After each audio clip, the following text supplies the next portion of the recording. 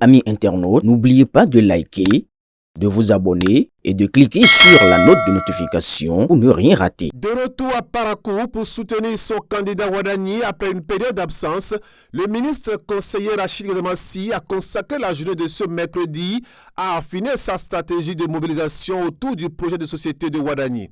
Porté par l'élan impulsé au sommet, le staff du ministre conseiller est déjà à pied d'œuvre. Plusieurs rencontres de proximité ont été organisées avec les populations, mais l'une d'entre elles a particulièrement retenu l'attention. En effet, dans la soirée de ce mercredi, des délégations issues de différentes composantes de la communauté d'Atado se sont rendues auprès du ministre conseiller pour lui confier un message.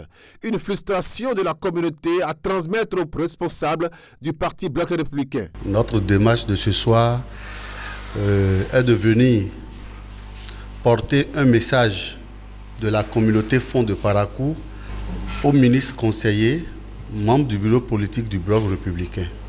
Et notre message de ce soir n'est pas d'abord à l'endroit du ministre conseiller Rachid Gadamassi. C'est à l'endroit de tout le bureau exécutif du parti.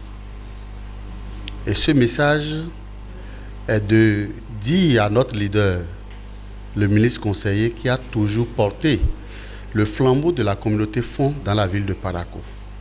Nous sommes allés aux élections municipales. 2 conseillers au nom de la communauté ont été élus.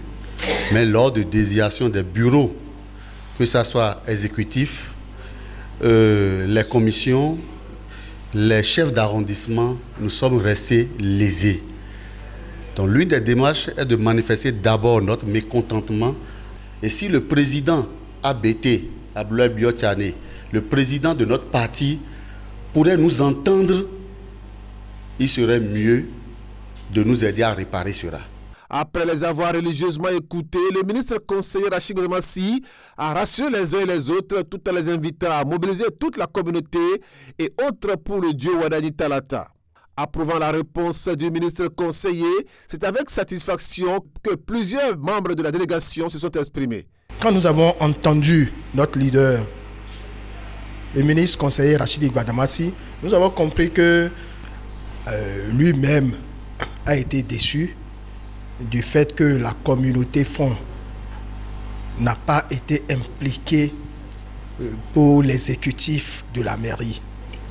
Et il a pris langue, sinon il reprend un nouveau pacte avec nous pour que cela soit corrigé. Et il nous l'a promis. Et nous pensons que avec sa présence et avec son implication personnelle, que cela sera corrigé. Nous sommes venus exprimer au ministre conseiller notre amertume. Mais il a promis prendre, comme je viens de le dire, être de nos côtés pour que nous reprenions la lutte comme auparavant. Nous sommes allés voir le ministre conseiller avec beaucoup de colère. Il nous a promis de régler le problème.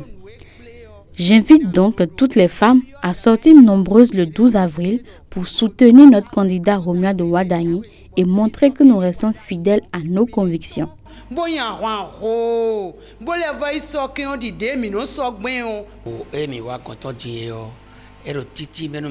Le ministre conseiller nous a rassurés en disant que rien n'est encore perdu. Ce serait vraiment bien que nous nous mobilisons comme lors des élections législatives. Nous lui souhaitons un bon rétablissement.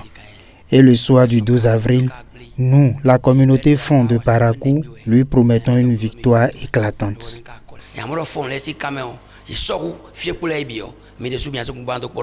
Présent à la rencontre, Ismaël Djibril, le coordonnateur OJBR de la 8e circonscription et membre très rapproché du ministre conseiller, salue la démarche pacifique de la communauté et lance un vrai appel à la jeunesse. Vous savez que je suis le coordonnateur de l'OJBR de la 8e circonscription électorale. Donc j'en appelle à la jeunesse, à la conscience de la jeunesse de sortir massivement le 12 avril pour voter le duo Wadani Talata. Parce que avec Wadani, c'est une innovation. Wadani, dans son projet, j'ai retenu beaucoup de choses et 2 choses m'ont intéressé, surtout pour la jeunesse. Il a parlé d'innovation.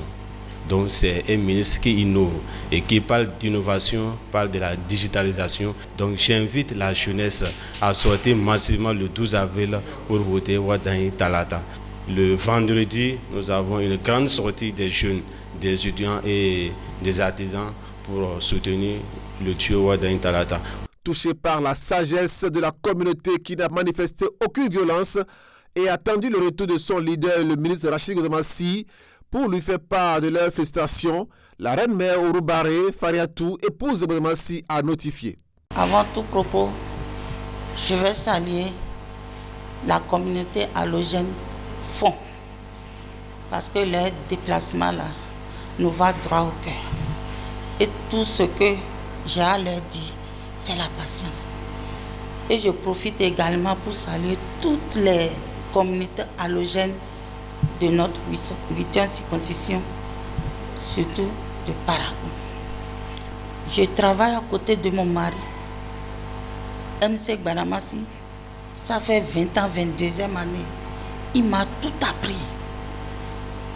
Toutes les stratégies pour les campagnes, il m'a tout appris. Et cette fois-ci, on va changer un peu de stratégie pour que les femmes, les hommes, pour que nous sortons massivement, pour que nous atteignions au moins 75 jusqu'à 80% de notre électorat. Parce que nous comptons très fort que par la grâce d'Allah, c'est Allah le Tout-Puissant qui a tout, que Wadani Talata vont émerger jusqu'au soir du 12, que l'histoire me donne raison en tant que présidente des femmes.